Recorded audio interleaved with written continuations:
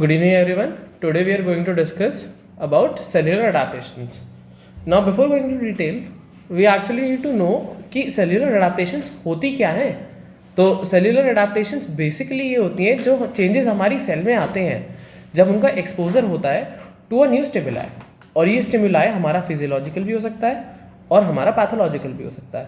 Physiological stimuli as an अगर हमारी body में कोई ऑर्गन कोई स्केलेटल मसल यूटिलाइज नहीं हो रही है तो वो हमारी विद टाइम वीकन होने लगती है. यहीं अगर हम जिम जाते हैं और उसके बाद उस मसल को जो है वर्कआउट कराते हैं तो उसमें इंजरी होती है और उसका साइज बढ़ जाता है. और ये होता क्यों है यही हम एक्चुअली आज डिस्कस करेंगे. तो अगर हम एक बार डेफिनेशन के बारे में देखें सेल्यूलर अडैप्टेशन की, तो सेल्यूलर अडैप्टेशन की डेफिनेशन ये बोलती है when cells are exposed to a stimuli. Again this stimuli can be physiological और pathological. The cells achieve a new steady altered state. अब न्यू स्टेडी ऑल्टर्ड स्टेट का हमारा मतलब क्या है कि पहली बात तो ये न्यू जो हमारी सेल जैसी हमारी इनिशियली थी वैसी नहीं रहेगी, कुछ ना कुछ इसमें डिफरेंस आएगा. चाहे वो टाइप ही चेंज हो जाए, चाहे वो साइज उसका चेंज हो, चाहे उसकी कॉम्पोजिशन चेंज हो. और इस चेंज का पर्पज़ क्या है? इस चेंज का पर्पज़ है कि जो सेल हमारी है वो इन नई कंडीशंस में सर्वाइव कर पाए and it can continue to function in this abnormal environment.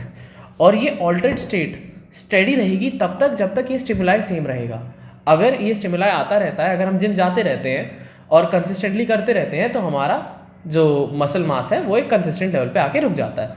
तो that is what cellular adaptation basically is. अब हम इसके आज की क्लास में हम इसके दो टाइप्स डिस्कस करेंगे. First type of cellular adaptation will be hypertrophy. तो what is hypertrophy? Hypertrophy is basically increase in the size of cells in tissues. बहुत क्लियरली कि हमारी जो सेल्स हैं उनका साइज इंक्रीज हो जाता है. अब इसका जो कॉज होता है, सबसे प्राइमरी इसका कॉज होता है स्ट्रेच रेस्पॉन्स. Stretch response. तो जब भी स्ट्रेच रेस्पॉन्स आता है तो हमारी बॉडी जो है बहुत सारे ग्रोथ फैक्टर्स को एक्टिवेट करती है.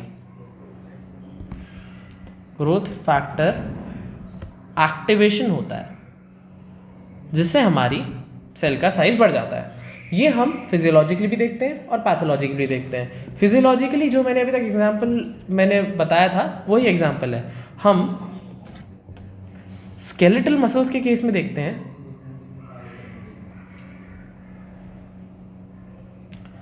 कि जब उनका ऊपर वर्कलोड इंक्रीज हो जाता है तो ऐसे में हमारी सेल्स का साइज बढ़ जाता है. और सिमिलरली ऐसे ही एक एग्जांपल हमें स्मूथ मसल का भी दिखता है. ये देख लीजिए आप लोग. इन प्रेगनेंसी फीमेल्स के यूट्रस का साइज बढ़ता जाता है to accommodate for the size of the growing foetus. और ये जो हमारा टाइप ऑफ ग्रोथ होती है ये हाइपरट्रोफी होती है. यूट्रस के सेल्स का साइज बढ़ता जाता है. तो इन स्मूथ मसल्स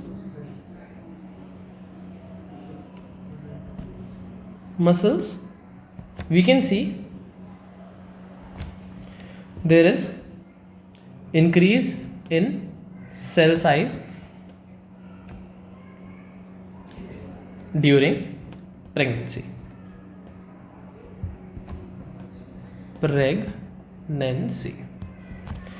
अब ये तो हो गया नॉर्मल कंडीशंस में कब कब हमें हाइपरट्रोफी दिखती है. दूसरी चीज़ जो हमारी होगी वो होगी पैथोलॉजिकल हाइपरट्रोफी की किन किन बीमारियों में हमें दिखती है. तो इसमें सबसे कॉमन अगर मैं आपको एग्जांपल दूं तो वो होता है लेफ्ट वेंट्रिकुलर हाइपरट्रोफी.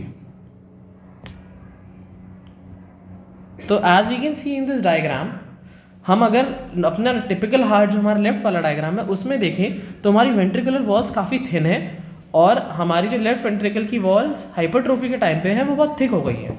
इसमें भी वही हुआ है, हमारे सेल्स का साइज बढ़ गया है. और ये किन किन कंडीशंस में होता है ये हम नोटिस करते हैं कि ये एओर्टिक स्टेनोसिस में होता है. एओर्टिक स्टेनोसिस में होता है या फिर हाइपरटेंशन में भी बहुत कॉमनली देखा जाता है.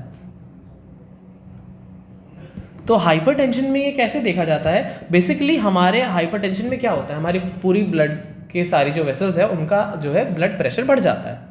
तो ब्लड प्रेशर अगर बढ़ जाएगा तो हमारा जो हार्ट है वो तो ब्लड पंप एक प्रेशर डिफरेंस पे ही कर पाएगा ना, कि एक साइड जब प्रेशर बहुत ज़्यादा होगा और दूसरी साइड कम होगा तभी जाके हमारी आर्टरीज में ब्लड जाएगा। तो क्या है, जब हमारी आर्टरीज का ही प्रेशर बढ़ गया तो just to compensate for that हमारे हार्ट को भी उसका प्रेशर बढ़ाना पड़ता है जिससे वो डिफरेंस मेंटेन रहे। लेकिन उसको करने के लिए अब हमारा जो हार्ट है वो पहले तो कॉन्ट्रैक्ट करने की कोशिश करता है मोर फोर्सिबली, लेकिन आफ्टर लिमिट वो नहीं कर पाता है। तो ऐसे में जो है उसके स्ट्रेच रिसेप्टर्स एक्टिवेट होते हैं जो ग्रोथ फैक्टर्स लाते हैं और सेल का साइज बढ़ जाता है, एंड दैट इज वाई हमें हाइपरट्रोफी ऑब्जर्व होती है लेफ्ट वेंट्रिकल में। मॉर्फोलॉजिकल चेंजेस जो हम इसमें डिस्कस करेंगे वो हो जाता है सबसे पहले तो ग्रॉस चेंजेस। ग्रॉस चेंजेस हम ऑब्जर्व करेंगे कि हमारा ऑर्गन एनलार्ज हो जाएगा।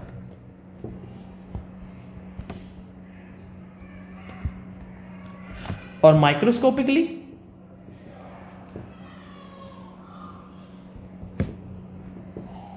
चेंजेस हम देखेंगे कि there will be increase in cell size. Cell size, okay. तो ये हमारा हो गया हाइपरट्रोफी। अब हम हाइपरप्लेजिया डिस्कस करेंगे। हाइपरट्रोफी अगर हम ग्रॉसली देखें और हाइपरप्लेजिया देखें तो हमें बहुत सिमिलर से लग सकती हैं, क्योंकि उन दोनों में ही जो भी ऑर्गन या एसोसिएटेड टिश्यू होगा उसके साइज का इंक्रीज होता है, बट उनका रीजन बहुत डिफरेंट होता है।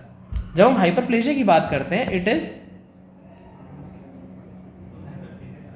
Increase in tissue size due to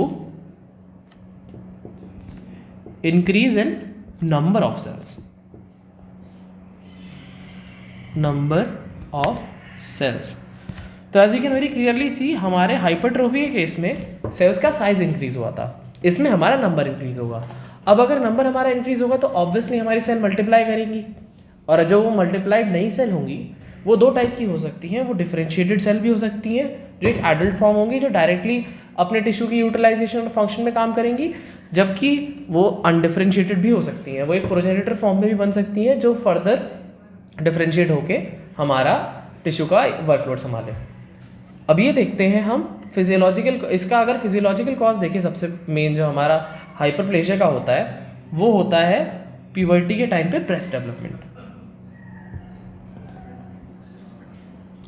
breast development during puberty. मैंने आप लोगों के सामने यहाँ पे एक इमेज दिखाई है, इसको हम टैनर स्टेजिंग बोलते हैं। टैनर स्टेजिंग, इसमें हम इस चार्ट को रेफरेंस लेके ये बताते हैं कि एक फीमेल का ब्रेस्ट डेवलपमेंट ऑप्टिमल है उसकी एज के हिसाब से या नहीं है। ऑब्वियसली हमारा प्री प्यूबर्टल एज का अगर हम देखें तो प्यूबर्टी के पहले कोई सिग्निफिकेंट ब्रेस्ट का डेवलपमेंट नहीं होता है, फिर ब्रेस्ट बर्ड होता है, फिर उसका एलिवेशन दिखता है, फिर एक एल्बिनर माउंट का फॉर्मेशन होता है और एक एडल्ट कॉन्टोर का फॉर्मेशन होता है, जिसके बाद हम ब्रेस्ट को फुल्ली डेवलप बोल सकते हैं। तो इस केस में हम अगर ये देखिए कौन सी सेल का हाइपरप्लेजिया होता है, तो इसमें ग्लैंड्यूलर हाइपरप्लेजिया ऑब्जर्व होता है। हमारे ब्रेस्ट की जो ग्लैंडुलर सेल्स हैं उनका हाइपरप्लेजिया देखा जाता है, ये फिजियोलॉजिकली चीज़ है। लेकिन अगर हम बीमारियों की बात करें तो ऐसी कौन सी एबनॉर्मल कंडीशन है जिसमें हम हाइपरप्लेजिया देखते हैं, तो उसमें काफ़ी कॉमन एग्जाम्पल जो है वो है ये जो मैं अभी आपको दिखा रहा हूँ, बेनाइन प्रोस्टैटिक हाइपरप्लेजिया। तो हमारा बिनाइन प्रोस्टेटिक हाइपरप्लेजिया एक्चुअली क्या होता है, इन ओल्ड एज हमारा एंड्रोजन का सिक्रीशन बढ़ जाता है। Androgen secretion increases. और आप लोगों को पता ही होगा एंड्रोजन एक हार्मोन है which is responsible for the regulation of our gonads और उसी के साथ साथ एसोसिएटेड ऑर्गन्स। तो हमारा जो प्रोस्टेट ग्लैंड है ये इन ओल्ड एज हाइपरट्रोफी करने लगती है, बहुत ज़्यादा ग्रो कर जाती है, और इसकी वजह से जो भी हमारा पेशेंट सफ़र करेगा बीपीएच से उसको काफ़ी सारी प्रॉब्लम्स फेस करनी पड़ेगी। उसका जो है यूरिनरी उसको जो है यूरिनरी रिटेंशन होगा, उसको डिफ़िकल्टी इन मैच्योरेशन होगा और उसका पेन भी एसोसिएट हो सकता है मैच्योरेशन के साथ। तो ये एक पैथोलॉजिकल कॉज है हाइपरट्रोफी की। इसका मैकेनिज्म क्या होता है? इसका मैकेनिज्म होता है due to increase in growth factors.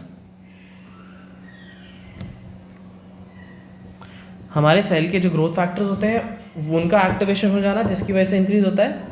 और सेकेंडली, जैसा हमने बीपीएच के केस में देखा, हार्मोनल स्टिमुलेशन।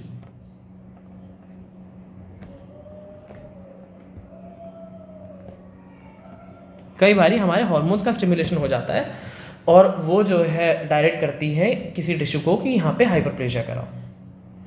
मॉर्फोलॉजिकली अगेन हम कैसे देखेंगे? जब हम ग्रॉस मॉर्फोलॉजी की बात करें तो ग्रॉस मॉर्फोलॉजी में we'll see that the organ is enlarged.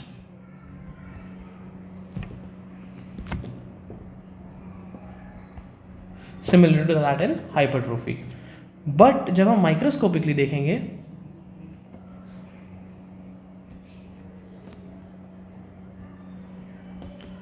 Then we'll observe कि इस टाइम हमारी सेल्स का साइज नहीं बढ़ा है, इस टाइम हमारी सेल्स का नंबर बढ़ा है। Increase in number of cells, and along with increase in number of cells there is also differentiation observed.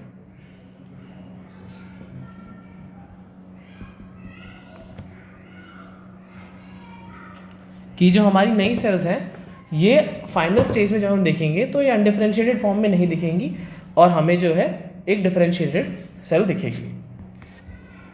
तो चलिए ठीक है, आज के लिए हम लोग इतना ही करते हैं और नेक्स्ट क्लास में हम अपना एट्रोफी के आगे से कंटिन्यू करेंगे। Okay, bye.